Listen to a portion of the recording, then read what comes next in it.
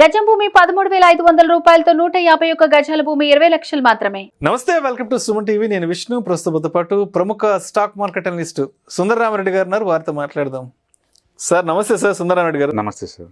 Sundararamareddy garu, markets all time high అనుకోవాలా లేదంటే till time high అనుకోవాలా అర్థం కావట్లేదు. ఎందుకంటే వారానికి 1000 పాయింట్ల చొప్పున మార్కెట్ ముందుగా పరిగెడుతూ ఉంది. సో మార్కెట్లో మంచి బుల్ ర్యాలీ ఉన్నప్పుడు ఇన్వెస్టర్స్కి రకరకాల డౌట్లు వస్తున్నాయి, రకరకాల డైలమాల్లోకి వెళ్ళిపోతున్నారు.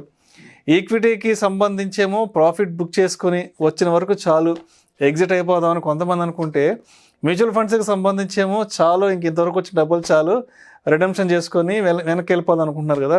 ఏంటి అసలు మార్కెట్స్ ఆల్ టైమ్ హైలో ఉన్నప్పుడు మన ఎమోషన్స్ని మనం ఎలా కంట్రోల్ చేసుకోవాలి అంటారు? ఒక ట్రేడర్ యొక్క సైకాలజీ లేదంటే ఒక ఇన్వెస్టర్స్ యొక్క సైకాలజీ ఎలా అంటే ఎలా బ్యాలెన్స్గా మెయింటైన్ చేసుకోవాలి? రైట్. సో ఎక్కువసార్లు మార్కెట్ ఆల్ టైమ్ హై అన్నా లేదా ఒక స్టాక్ 1 year హై అన్నా ఆల్ టైమ్ హై అన్నా ఒక సైకలాజికల్గా ఎక్కువ మందిలో ఆ ఫియర్ ఉంటుందండి, సెంటిమెంటల్ అనమాట అది. బట్ గుర్తుపెట్టుకోండి, సెన్సెస్ ఒకప్పుడు 20,000, తర్వాత 30,000కి వెళ్ళిపోయింది, తర్వాత 40, తర్వాత 50, తర్వాత 60, తర్వాత 70, ఇప్పుడు 72 నడుస్తుంది. అంటే రికార్డ్స్ ఉంది బ్రేక్ చేయడానికే. మనం 30,000 అప్పుడు చూస్తే అది ఆ టైంలో ఆల్ టైమ్ హైలా కనిపిస్తుంది. ఇప్పుడు మనం చూసామనుకోండి వెనక్కి తిరిగి అది చాలా తక్కువలా కనిపిస్తుంటుంది. అందుకని మార్కెట్లో టైమింగ్స్ ఎవరు డిసైడ్ చేయలేరండి. అంటే రెండోది, ఈ సంవత్సరం లార్జ్ క్యాప్స్ పెద్దగా మూవ్ అవ్వలేదండి. లాస్ట్ 2-3 years నుంచి లార్జ్ క్యాప్లు పెద్ద మూవ్ అవ్వలేదు. రిలయన్స్లో కానీ మీరు పెద్ద వెయిటేజ్ కౌంటర్లో చూస్తే పెద్ద మూవ్ ఏం కాదు. కాకపోతే SME stocks and small caps, mid caps బాగా పరిగెడుతున్నాయి. ఇది చూసేసి ఎంటైర్ మార్కెట్ పరిగెడుతుందేమో అనుకుంటున్నారు. కానీ నిఫ్టీ ఈ రోజుకి 200 పాయింట్లు ఇలా పెరుగుతుందంటే అది 21,000 కాబట్టి అలా పెరుగుతుంది. ఎందుకంటే 21,000 అంటే 1% అంటే 210 కదా. అందుకని 200 పాయింట్స్ మూవ్ అవటం అనేది మామూలు విషయం మార్కెట్కి. మార్కెట్ అబ్నార్మల్ మూవ్ అవటం అంటే ఏంటంటే ఒక నిఫ్టీ 600 పాయింట్స్, సెన్సెక్స్ ఒక 1000 పాయింట్స్ అట్లా మూవ్ అయితే 1000, 1500 అది అబ్నార్మల్ అనుకోవాలి తప్ప 1% ప్లస్ ఆర్ మైనస్ అనేది మామూలు మూవ్ అండి. అది యావరేజ్ మీద ఏ నిఫ్టీ లాంటి సెన్సెక్స్ ఏదైనా సరే ఒక 2-3% అటు ఇటు ఊగుతూ ఉంటుందండి, అది మామూలు విషయం అది. అందుకని మార్కెట్ ఆల్ టైమ్ హైలో ఉందని ఈ టైంలో మనం క్లోజ్ చేసామనుకోండి, ఒకటి ఇక్కడ నీకు నిజంగా మనీ నీడ్ ఉంటే కనుక క్లోజ్ చేసుకోవచ్చు, best time to get out.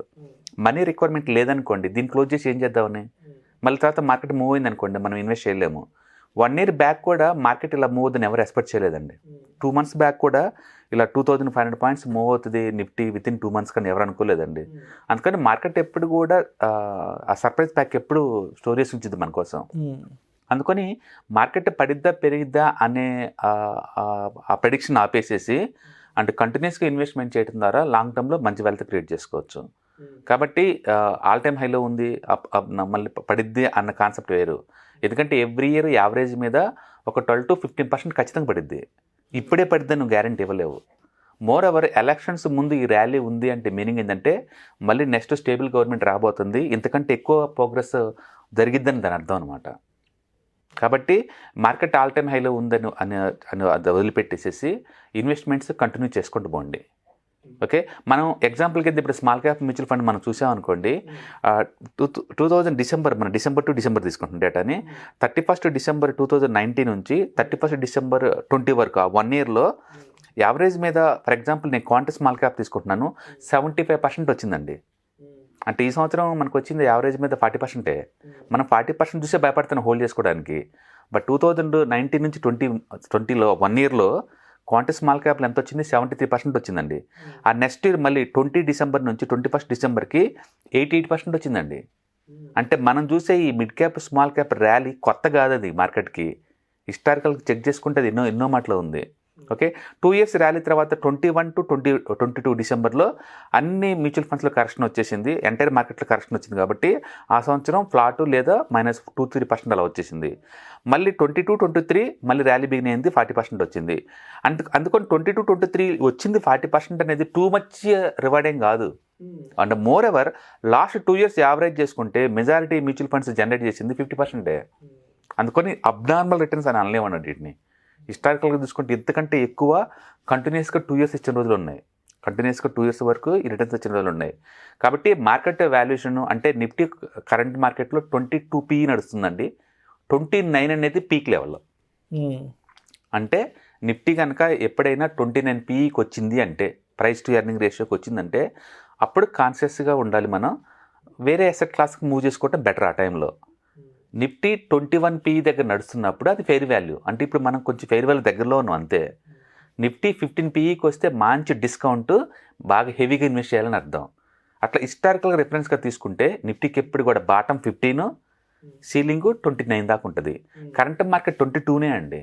అందుకని నెంబరింగ్ చూసి ఎమోషనల్గా స్ట్రెస్ అయ్యే బదులు మీరు ఇన్వెస్ట్మెంట్ కంటిన్యూ చేసుకోవటం బెటరు. నిజంగా మనీ రిక్వైర్మెంట్స్ అనుకుంటే కనుక ఈ అసెట్ క్లాస్లోంచి కొంత మనీ తీసేసి వేరే అసెట్ క్లాస్లో పెట్టండి, లేదా మీకు అవసరం అనుకుంటే వాడుకోండి అంతే. కానీ ఒకటి ఆల్ టైమ్ హై అని ఒక రీజన్తో మాత్రం అంటే పోర్ట్ఫోలియోలు క్లోజ్ చేసుకోమాకండి. అంటే ఇయర్లీ 10 to 15% బట్టో అది నార్మల్ థింగ్. అది దానికి కరెక్షన్ అనే పేరు పెట్టేసి ప్యానిక్ అవ్వాల్సిన అవసరం లేదు. అది ఎవరి జరిగే పని. సార్ ఒక విషయం స్పష్టంగా చెప్పండి. లాస్ట్ ఒక 10 days బ్యాక్ అంటే మార్కెట్ ఎప్పుడైతే 70,000 పాయింట్లకు రీచ్ అయిందో అప్పుడు అన్ని ప్రధాన వార్తాపత్రికల్లో ఏం రాశారంటే ఇంకొక 3,000 పాయింట్లు పెరగడానికి ఇంకొక 4-5 months పడుతుంది, నెక్స్ట్ ఏప్రిల్ మే నాటికి 73,000కి మార్కెట్ చేరుకోవచ్చని జస్ట్ ఒక వారం 10 రోజుల క్రితం అందరూ రాశారు. బట్ ఇప్పుడు చూస్తే ఏమో 72,200కు వచ్చేసింది మార్కెట్. అంటే ఇంకొక 800 పాయింట్లు నాకు తెలిసి ఇంకొక వారం 10 రోజులు పెరగతాయేమో అన్నంతగా సంకేతాలు మనకి ఇక్కడ కనపడుతున్నాయి. మార్కెట్లో సెంటిమెంట్స్ ఇంపార్టెంట్ అండి. స్టాక్స్ క్వాలిటీ చూసి స్టాక్స్ మూవ్ అవ్వవు, ఆ సెంటిమెంట్ చూసే మూవ్ అవుతుంటాయి. అందుకని కరెంట్ మార్కెట్ మూడ్ బాగుంది. అండ్ ఇన్వెస్టర్స్ అంతెందుకు ట్రేడింగ్ అకౌంట్స్ యావరేజ్ మీద 27% నడుస్తుంది. ఇప్పుడు స్టాక్ మార్కెట్ గ్రోత్ ఎంత? స్టాక్ మార్కెట్ ఒక ఇండస్ట్రీలా తీసుకున్నాం అనుకోండి, దీని గ్రోత్ 27% అండి ఫర్ యానం. 20 అంటే వేరే ఇండస్ట్రీ ఏ కూడా ఇంత గ్రోత్ లేదు. అంటే మ్యూచువల్ ఫండ్ ఇండస్ట్రీ యావరేజ్ మీద 40% గ్రోత్ నడుస్తుంది. అంటే అకౌంట్స్ ఆ రేంజ్లో వచ్చినప్పుడు, మనీ ఫ్లో మార్కెట్లోకి వస్తున్నప్పుడు న్యాచురల్గా మార్కెట్ ఎప్పుడు పాజిటివ్ బ్యాస్ మూవ్ అవుతూ ఉంటుంది. అందుకని ఎఫ్ఐఎస్ పాజిటివ్గా ఉన్నారు, డిఏఎస్ పాజిటివ్గా ఉన్నారు, రిటైలర్స్ పాజిటివ్గా ఉన్నారు, పొలిటికల్గా స్ట్రాంగ్ గవర్నమెంట్ ఉంటుంది. అండ్ వరల్డ్ వైడ్గా మార్కెట్లు చాలా స్టేబుల్గా ఆల్ టైమ్ హైలో ఉన్నాయి. GDP growth 7% next couple of years ఉంటుందని చెప్పేసి వరల్డ్ వైడ్గా అందరూ రిపోర్ట్ జనరేట్ చేస్తున్నారు. 24లో ఇదే గవర్నమెంట్ గెలవబోతుందని చెప్పేసి రిపోర్ట్ జనరేట్ చేస్తున్నారు. అన్ని పాజిటివ్ ఫీలింగ్స్ ఉన్నప్పుడు మార్కెట్ స్టేబుల్గా ముందు పోయే ఛాన్స్ ఎక్కువ ఉంటుంది అంతే. అందుకని మార్కెట్ ఎప్పుడు సెంటిమెంట్స్ అదే షార్ట్ టర్మ్ పాయింట్ ఆఫ్లో. అందుకని ఫండమెంటల్ కూడా సపోర్ట్ చేస్తున్నాయి. అండ్ మోర్ ఓవర్ మనం నంబరింగ్ చూసి భయపడేదాని బదులు కూడా స్టాక్ స్పెసిఫిక్ మనం చూసుకుంటే కనుక లార్జ్ క్యాప్స్ ఇంకా 10 to 15% పెరిగే ఛాన్సే ఎక్కువ. ఎందుకంటే నిఫ్టీలో 25% వెయిటేజ్ ఉన్న HDFC bank and Reliance last 3 years average returns bank వడ్డీ కంటే దారుణంగా ఇచ్చినాయండి. లాస్ట్ 3 years రిటర్న్స్ బ్యాంక్ వడ్డీ కంటే దారుణంగా ఇచ్చినాయి. ఆ రెండు స్టాక్స్ వెయిటేజ్ 25% అండి నిఫ్టీలో. అందుకని మార్కెట్లో స్ట్రీమ్ అయిపోయింది, ఇంక పడిపోద్ది అనడానికి ఏం లేదు ఇక్కడ. అందుకని స్టాక్ స్పెసిఫిక్ యాక్షన్ నడుస్తుంది. కాకపోతే ఇంత మూవ్ అయిన తర్వాత టైం కరెక్షన్ కానీ ఎంతకంత ప్రైస్ కరెక్షన్ కానీ నార్మల్ థింగ్. అది ఎప్పుడు వస్తుందో మనకే తెలియదు. ఎందుకంటే విఐఎక్స్ బాగా దారుణంగా పెరుగుతుంది, ఇప్పుడు 15.7 దగ్గరకు ఉంది. అందుకని మైనర్ కరెక్షన్స్ అనేది మామూలు విషయం అంటే దాని గురించి మనం ఎక్స్పెక్ట్ చేయలేం. కానీ ఈ మార్కెట్ మాత్రం investments market, keep on investing and with tight stops తోటి పెట్టుకుని మన ఈ జర్నీని ఎంజాయ్ చేయొచ్చు. రైట్. సో ఓవరాల్ కంక్లూజన్గా ఇంకొక మాటలో ఏం చెప్తారు? మార్కెట్స్ ఆల్ టైమ్ హైలో ఉన్నప్పుడు ఎటువంటి డెసిషన్స్ తీసుకోవచ్చు, ఎటువంటి డెసిషన్స్కి దూరంగా ఉండాలి అసలు? రైట్, రికార్డ్స్ ఉంది బ్రేక్ అవటానికేనండి. ఈ ఆల్ టైమ్ హై ఈరోజు 72,000 ఉంది. 72,000 ఉంది. నిఫ్టీ అయితే రఫ్గా 21,600 ఉంది. రేపు కల్లా ఇంకో 200 పాయింట్లు యాడ్ చేసింది, ఎల్లుండి కల్లా ఇంకో 4 పాయింట్స్ యాడ్ చేస్తూనే ఉంటుంది. ఈ యాడింగ్ అనేది మామూలు విషయమే. ఒక 2 years తర్వాత మనం చూసామనుకో వెనక్కి తిరిగి మనం చూసే నిఫ్టీ ఇప్పుడు చూసుకుంటే అప్పటికి 50,000 దాకా వెళ్తుంటాం. సెన్సెక్స్ 1 lakh దాకా ఉంటాయి. ఈ నెంబరింగ్స్లో పెద్ద మ్యాజిక్ ఫిగర్ ఏం లేదండి, కాకపోతే జస్ట్ మనం చెప్పుకోవడానికి తప్ప మ్యాజిక్ ఫిగర్ ఏం లేదు. So stock specific action better అనమాట. అండ్ స్పెషాలిటీ కెమికల్స్ అన్ని బాటమ్ ఫామ్ చేసుకుని రెడీ టు బ్రేక్అవుట్ లాగా ఉన్నాయి. అండ్ ఫర్టిలైజర్ స్టాక్స్ మొత్తం రెడీ టు బ్రేక్అవుట్ లాగా ఉన్నాయి. అండ్ ఐటీ కాతుకుతో పార్టిసిపేట్ చేస్తుంది. కాబట్టి ఇది సెక్యులర్గా బుల్ మార్కెట్ రన్ అవుతుంది. అన్ని సెక్టార్స్ పార్టిసిపేట్ చేస్తున్నాండి ఇప్పుడు. అందుకని స్ట్రీమ్ అయిపోయిందని నేను అన్నాను. కాకపోతే అందరూ అనుకున్నట్టు 22,000 అనేది నెక్స్ట్ మార్చ్ కల్లా వచ్చింది అనుకున్నారు. బట్ సెంటిమెంట్స్ పాజిటివ్గా ఉన్నాయి కాబట్టి కొంచెం అర్లీగా అందుకున్నారు. ఈ స్టాక్ మార్కెట్లో ఉన్న బ్యూటీ ఏంటంటే ఎప్పుడు అన్ఎక్స్పెక్టెడ్ థింగ్సే జరుగుతుంటాయి. నువ్వు ఏదైతే బాగా ఎక్స్పెక్ట్ చేస్తావో అంత ఈజీగా పోదు. అన్ఎక్స్పెక్టెడ్గా మనం ఏమి అనుకోలేదో అప్పుడే సర్ప్రైజింగ్ మూవ్ జరుగుతూ ఉంటుంది. కాబట్టి ఈరోజు ఆల్ టైమ్ హైక్ వచ్చింది కాబట్టి ఇక్కడ ఆగిద్ది, నెక్స్ట్ పడిద్ది అని నేను అన్నాను. ఎందుకంటే రికార్డ్స్ ఉంది బ్రేక్ చేసుకోవడానికి. ఇది నిరంతరం బ్రేక్ చేసుకుంటే ముందు పోతూనే ఉంటుందండి. బేసికల్గా ఎలక్షన్స్కి ముందు 6 నెలల ముందు ర్యాలీ అనేది ప్రతి చోట జరుగుతుంది, ప్రతి 5 yearsకి ఒకసారి జరుగుతుంది. ఈసారి కొంచెం ఎక్కువ జరుగుతుంది, స్ట్రాంగ్గా జరుగుతుంది. అదే బట్ అది ఫండమెంటల్ సపోర్ట్ చేస్తుందండి. అబ్నార్మల్గా ఏం మూవ్ అవ్వటం అది అబ్నార్మల్గా ఏం మూవ్ అవ్వట్లేదు, ఫండమెంటల్ స్ట్రాంగ్ సపోర్ట్ చేస్తున్నాయి. కాబట్టి జర్నీ కంటిన్యూ అవుతుంది. ఇంకా మైనర్ కరెక్షన్స్ 2 to 3% అనేది మామూలు విషయం. కాబట్టి విఏఎక్స్ ఏం చెప్తుందంటే ముందు రోజుల్లో వాలటిలిటీ ఎక్కువ రాబోతుంది, స్మూత్గా మూవ్ అవ్వదు, అప్ అండ్ డౌన్ అవుతా మూవ్ అవుతుందని చెప్తుంది VIX data. Thank you so much Sundararamareddy గారు.